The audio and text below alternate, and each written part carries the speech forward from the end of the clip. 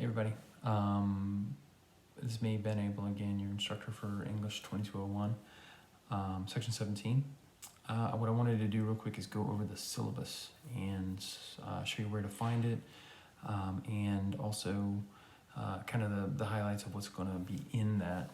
Alright, so let's look at the syllabus real quick. What I want to show you is where to find it. So it's in Canvas. If you go into our Canvas course, if you scroll down to the bottom, there should be a module, and so the modules are these sections within Canvas. If you've been at school, it should be any kind of a secret as to what Canvas looks like. I try to break all my stuff down into modules so that you can have a kind of, that's the way it structures in my brain more easily to know where things are. So there should be a module there that says syllabus and weekly schedule. With that, there you'll find a PDF version of the syllabus, and that's going to be the most recent version is I think from September 17th, I think, and that's up to date with making this an asynchronous course, as opposed to how I've done it in the past, which is requiring people to join me for Zoom meetings and stuff at specific times. I just found that wasn't working. All right, so you'll find that down in that module on Canvas. All right, so let's start looking through the syllabus. If you have it pulled up, if you want to look at it. So this is a writing intensive course, which means that there's going to be a certain writing word count. I think it's 3,000 words or something like that is what they require you to write over the process of this course. It is that means that we're going to break down a lot of that into 4 major papers. I'm going to have you do a lot of that writing, but we'll also have discussion boards and other class participation activities that I'll have you do over the course of the next 7 or 8 weeks. It's not too much. If we break it down into small chunks, it shouldn't be too bad. All right, so if you were here at English, if you took English 1100 here at East Carolina in the past couple of years, you may have had to upload your documents at the end of the course, your final portfolio documents to that program iWebFolio. We've done away with that for this year, the school has, and there's a much easier way to upload those documents at the end of the course. I don't want you to worry too much about that now.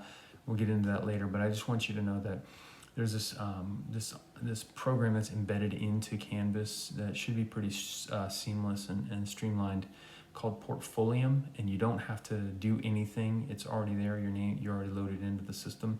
You just have to basically drag and drop your final projects into that at the end of the course, but we'll talk more about that later.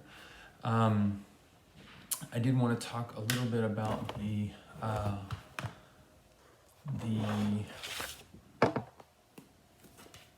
books that you're going to be required to have for this class. There's 2 of them.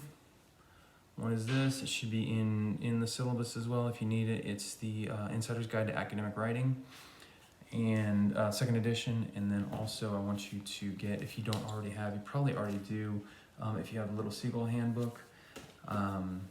If you don't have Little Seagull, but you have what's that other one? Pocket Keys from when you took English 1100, that would be fine too. Really, all that we're going to use these books for is to use that for APA and MLA formatting, because that has the MLA formatting guides in it. So if you have Pocket Keys, you don't need to go out and get Little Seagull. It'll be just fine. This little version of Little Seagull doesn't have APA 7 in it yet anyway, so it's okay. I'll give you a block of instruction on that anyway, because none of the books that we have the changes and the modifications to APA 7 in it, so don't worry too much about that. So those are books. The other thing I want you to say is that if you had success with using the Writing Center, this is in the syllabus as well. If you had success with using the Writing Center in the past, both for planning your writing or for getting help along the way with drafts, or getting assistance with kind of the polishing step of doing your writing, the Writing Center is not taking in-person consultations at this point, but they are still taking online consultations, and I can't stress enough how much of a benefit it is to get your papers and your work into the Writing Center. So please use that as a resource. If you need help understanding how to do that, I'll be glad to help you out with that. My attendance policy for this class is going to be based on your work. So if you're turning your work in on time, you should be fine. There will be some class participation activities that are going to be scattered throughout. They're going to force you to do some of the work that I will need you to do for your final papers. If you're doing that, you're going to be fine on your attendance. No big deal. All right, so in here, there's a short summary about all 4 of the major projects that we're going to do over the course of this semester. Once I open those projects up to you, there will be a much more detailed explanation of what we're going to do, and I'm going to have videos like this for all of those as well. Don't worry too much about that now, but this is just kind of a quick overview of those 4 projects. All right, there is no final in this course. The final is a revision of one of the projects that you're going to do, and then a self-analytical letter. If you took a English 1100 here at ECU, then you've done this in the past. That shouldn't be anything new. But there is no, I don't want anybody to think that you have to sit down and regurgitate or write a paper or something at the end. There is no final project or final exam for this. There's just the revision projects that you're going to do. There will be weekly discussion boards as well as discussion that'll be due generally on Sunday nights by 11:59 p.m. So just at the end of Sunday. I'll do those for at least 6 or 7 weeks, or probably 6 weeks for the because this is a short semester or short block. And then there will be other discussion boards. There'll be one for this first week on this piece by David Bartholomew that I want you to read called Inventing the University. I want you to read that, and there will be a discussion board that I need you to respond to on that. There will also be different class participation activities that you're going to be asked to do. So that's going to be the way that we're going to break down the grades. All right, so plagiarism. I've got a little bit in the syllabus about plagiarism, a little bit more specifically. I don't play around with plagiarism at all. So if you think that you're going to get away with it, you're not going to. If you think you're going to be able to, use somebody else's work or not cite your work properly, I've been doing this so long now, I can smell it a mile away. So just don't do it. It's so easy to not. So. Just do the work. If you have questions about it, you ask me and I can help you, or go to the Writing Center, or we're going to be doing peer editing and peer reviewing, and it's way too easy. All right, so let's get to this contacting me. Probably the best way to contact me is through email. I'll respond to your emails as soon as I can. Although I have my kids, I have 4 kids, and so they're at home. There's a couple of them back there. They are in school too, and they're home on that every other week schedule. So it's going to be, so I have work to do here with them as well. So I'll get back to you as quick as I can, but I have home life stuff to do too, so I can't respond to you at like 8 or 9 o'clock at night, especially when papers are due that day. I'm not going to do it. The other really good way to contact me, if you need to get a hold of me, I know that Zoom is where everybody's at, and I understand it's a nice platform. But for interpersonal contact, if you need specific one-on-one help, the Microsoft, through ECU, you have access to the Microsoft Teams, and they have a video chatting platform through Microsoft Teams, which I think is much easier for us to use because we're all already in the system. We don't have to set up, it's like making a phone call, so you can do audio or video calls. So I would ask, if you don't have Microsoft Teams, on the platforms that you use, whatever your computer, iPad, or your phone, or whatever it is that you're going to be using to get in touch, maybe think about downloading that so we can, if you need to get in touch with me, we can do that. It's a pretty robust platform, so we can talk and video chat, and you can share documents on that as well.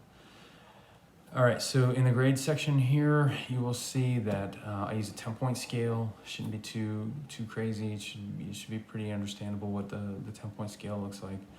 And then you'll also see in the syllabus down towards the end here the weights for your projects. So as you'll see as we go, that the bigger the project, or as we get closer to project 4, I think project 4 is 25% of your grade, because that's a paper we're going to spend a good deal of time on, and we should have been built up to that. So project 4 is going to be more. So it's going to just ramp up the weighting for these papers as we go. All right, so let's switch over. I think I'm going to show you a little bit of an image about Canvas to show you that Canvas should not be anything at this point that should be revolutionary to you or something that you haven't used before. So you should know pretty much where all the widgets and the buttons and all the things are that you need.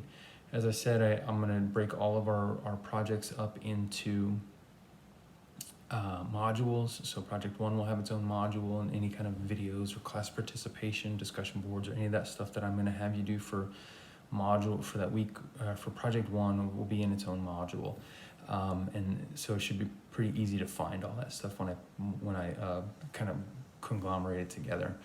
There will be other modules I'll put up if I have some slides that I want to share with you that might be helpful for you, then I'll do that, have a module for that. So I'm just trying to break it down because I'm kind of a visual learner in some ways, and that helps me to organize my ideas.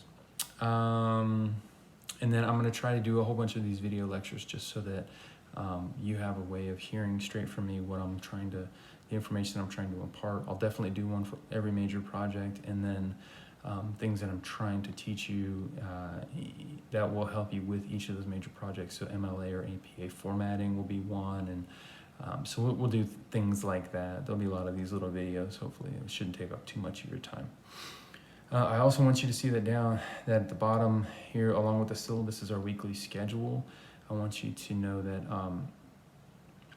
I'm going to follow this weekly schedule as closely as I can. I use it for me as a way to kind of plan out. This is like lesson planning, but there shouldn't be anything there's no secrets here. I want you to know what we're going to be doing and when we're going to be doing it, in case you have some life stuff that you have to plan out, so you'll know what we're looking at.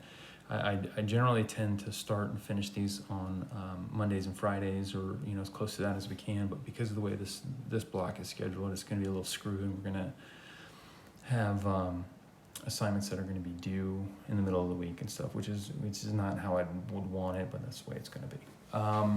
Okay, so the weekly schedule should help you out with knowing what I want you to do and when you're going to have it due. Okay, so that's the syllabus. Please read up and read through it. If you have any questions about the syllabus, please let me know. All right, thanks.